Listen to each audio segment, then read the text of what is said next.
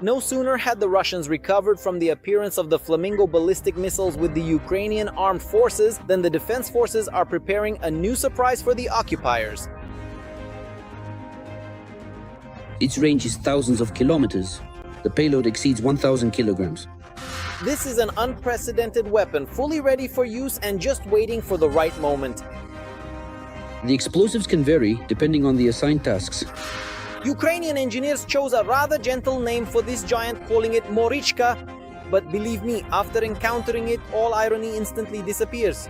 We are interested in the fleet that launches Kaliber-type cruise missiles. This is the new underwater drone of the Ukrainian armed forces, which has already passed all tests and demonstrated phenomenal results. There have been talks about it for several years already, but this time the military are not keeping it a secret. They managed to surpass even the initial requirements, which now makes it possible to target even Putin's main pride, the Kerch Bridge. If the Marychka can destroy it by using 3, 4 or 10 drones, and it doesn't cost us hundreds of billions of dollars, then of course, why not? What is the most advanced and one of the most powerful underwater drones in Ukraine capable of? What operations is the military command already preparing for it? And how can the Marychka put an end to Russian missile attacks from the sea?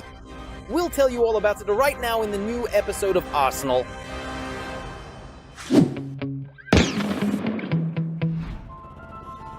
Its tests were first mentioned at the end of 2023. The Marychka kamikaze underwater drone is 6 meters long and 1 meter wide.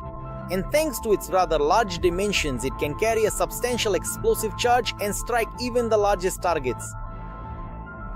It has a range of 1,000 kilometers. Its payload exceeds 1,000 kilograms. It travels at a speed of 10 kilometers per hour. It will approach the Crimean bridge very quietly and unnoticed. The main feature of the new drone is its invisibility to enemy electronic warfare systems. It is also extremely difficult to detect visually or on radar, since the drone emits virtually no signal. It uses an inertial navigation system, which allows it to remain undetected and have a long operational range. First of all is the material it is made from. This gives it stealth, and its slow-moving engines do not reveal that it is underwater. Moreover, the Marychka can literally wait out danger. The technology used by our developers amazed the world when it was openly discussed. As it turned out, the drone can remain motionless in ambush for weeks and at the right moment make a dash and destroy its target. It can stop at a certain point, point A, remain undetected for some time, stay in place, and then at any moment continue moving toward its target. Days, weeks, yes. Months, of course not. But for a certain period, it can remain undetected and stay in combat readiness. This could be useful, for example, when preparing for another massive attack on Ukraine. For instance, several drones can be taken out to sea and left in standby mode. After receiving satellite data about Russian ships moving to launch points, the drones are sent out to intercept them. We are interested in the fleet that launches Kaliber-type cruise missiles. We need to repeat this. Again, that's my opinion.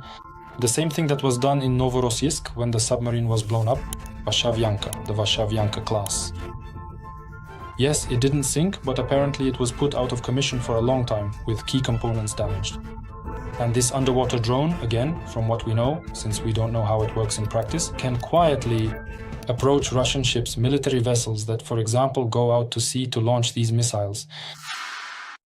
But under the threat of the latest Ukrainian weapon, not only ships at sea are at risk, but also all the frontline Black Sea infrastructure of the Russians, as well as repair shipyards and indeed any facilities located near the coastline.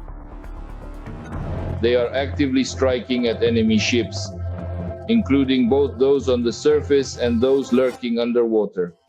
Furthermore, they are striking various coastal infrastructure, which involves effectively disrupting and neutralizing the enemy's logistics in this specific direction, particularly through the total destruction of key facilities of the Kerch Bridge. Yes, you heard that right. Scaling up the production of the Marychka drone is essentially a death sentence for Putin's makeshift structures in the Black Sea. The previous strikes with Magura drones, which were incomparable in scale, will seem like child's play to the occupiers. After all, a ton of explosives will likely leave nothing alive of the much-vaunted bridge supports. The question is, how long will it remain out of operation? In other words, it will be destroyed. Will it be just one support, or will the whole thing collapse like dominoes? If it collapses like dominoes, then that's it, really. That would be a real morale boost. A moral uplift for Ukraine, like, hooray, we did it. If it's just one support, then okay, they'll patch it up, fix it, and it will keep working. Moreover, as they say, it's not being officially reported, but there are already signs. Just in February 2026, several serious incidents have already been recorded in the area of the overpass. For example, in the middle of the month, explosions were heard at night near Kerch and on the opposite shore of the Kerch Strait, and traffic on the Crimean bridge was temporarily halted. The following night, due to a drone attack, the bridge was closed for the entire night. 12.5 trains disrupted the schedules of the western section of Russian railways, and more than 700 cars were stuck in traffic jams. According to analysts, this indicates an active phase of reconnaissance before a potential strike. As you are already aware, the illegally constructed Kerch Bridge, which connects the occupied Crimea with the territory of the aggressor country, with the territory of Russia, will soon be demolished. And you could find yourself in a kind of trap. That is precisely why I earnestly and strongly advise that you should urgently leave the peninsula and make your way back to your original homes, back to Russia, and to the specific places from which you illegally traveled to the currently occupied territory of Crimea. However, experts say the bridge may not be the first target. Sailors, it is likely that at first the drone will still be used for military strategic purposes. If previously the Crimean bridge was the only link, the single thread connecting Crimea with the Russian Federation, now they have a railway through the occupied territory around the Sea of Azov, and they have a highway.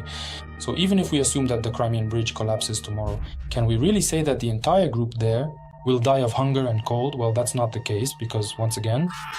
So first, Ukrainian sailors will probably go to get acquainted with the Russian fleet. Moreover, considering the range, the drone can cover the entire water area of the Black Sea. The explosives can vary depending on the assigned tasks. The type of warhead is selected based on the target that needs to be hit. The payload is 1,000 kilograms. You can blow up a whole lot of interesting things with that.